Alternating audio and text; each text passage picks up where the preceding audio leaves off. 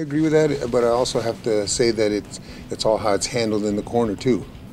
How Daniel thinks in the ring will be predicated, I think, on how Graham adjusts or how I adjust, how Gennady thinks.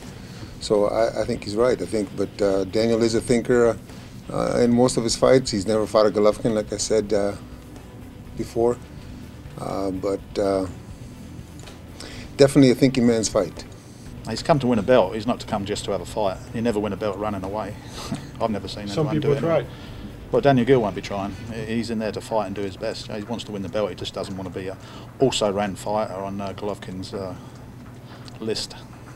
I don't think Daniel's going to slug with Gennady, but I think he's going to be cautious and use his good legs and boxing ability to try to stay away from the power. But I don't think he's going to run. I think he's going to be there and be smart. I think his success comes from he's technically a very sound boxer. He reads a fight very well while it's happening. Doesn't need too much advice from the corner. But no, he's a good counter puncher. He's got fast hands. You know, he can fight off the back foot. He makes angles. So no, I wouldn't say he's just because he throws lots of punches. I wouldn't call him a swarming fighter. No. Nobody at 160 can stand the power with Golovkin.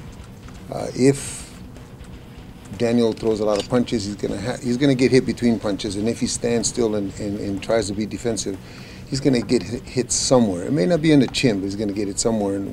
And as you do that in the progression of the rounds in the fight, that tends to wear you out, and you stand still a little longer, and you're not as aggressive, and you get caught between punches. So I said a long time ago, there's nobody at 154 or 160 that can stay with Gennady 12 rounds, and maybe there's a couple guys at 168, but it's going to be very difficult for anybody to last 12 with him.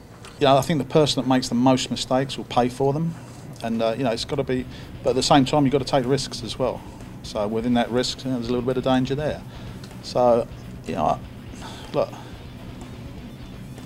I'm no Nostradamus. I can't tell you how the fight's going to go. Daniel Geale's trained to fight 12 hard rounds. He's obviously going to use his footwork. I believe he's got superior speed. He'll use that. But he must engage Golovkin as well. You can't just make him miss and walk away. He's got to make him miss, make him pay, and move. But he must fight, yeah. I think that it started 4 years ago when I asked him to give me 3 years. To give me 3 years, and I promised him that he'd be the best middleweight in the world, that he'd be the most avoided fighter, that he'd be undefeated, and we'd have a hell of a time trying to find him fights. He did exactly what I asked him. Don't question me. I showed him a video of Chavez Sr. and Rosario, and I said, you're going to be just like that, except that you're going to be able to punch.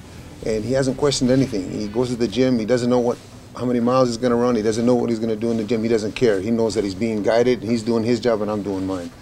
I think that's the big reason why he's not training himself. There's somebody training him instead of him calling the shots, as in a lot of other cases. Well, look, I don't expect anything of Golovkin. I can't predict what he's going to do. We're ready for anything. Do the first 2 rounds make a difference to a fight? Sure they do. We want to come back after the first round, knowing that we've won the first round and the second round. So, we're not up for a late start or feeling Golovkin out or getting the distance or anything like that. Every round's just as important as the next one. So I don't see any bearing on the first, second, 8th, 9th. This is exactly what I've been asking Tom for. Exactly what I've been asking Tom for. Tom cannot fight.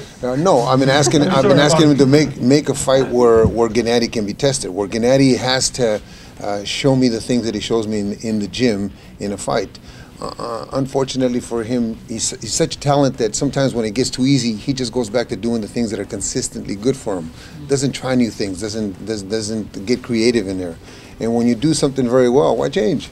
I mean, when you're hitting somebody with the right hand, why change the right hand? You're criticizing the guy who won 26 of 29 fights by KO. Yes, I'm criticizing him, and I would say that to his face. I need to have more variety in punches. I need to have more variety in moves. I need to have some of the things that we practice in the gym done in a fight. But if you don't have to, then why? You don't have no reserves.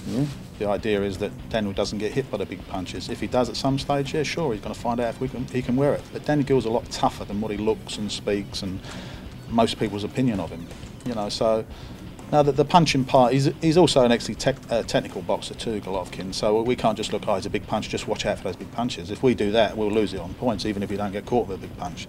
So he's also an excellent boxer. So You know, no, I don't look at the punching part and go, this is so important, you don't let him hit you. He's going to get hit, you know, it's boxing. So I've never dwelt on that, no. Look, I'm a boxing fan too.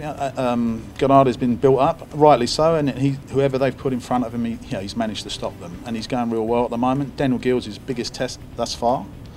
So, yeah, until the fight's finished, you know, we don't know. Will Daniel Geale walk away, you know, the giant killer? Does Gennady go on? Oh, it's just another person, you know, that got in our way and we're moving on. So it's a very important fight, you know, for both of them.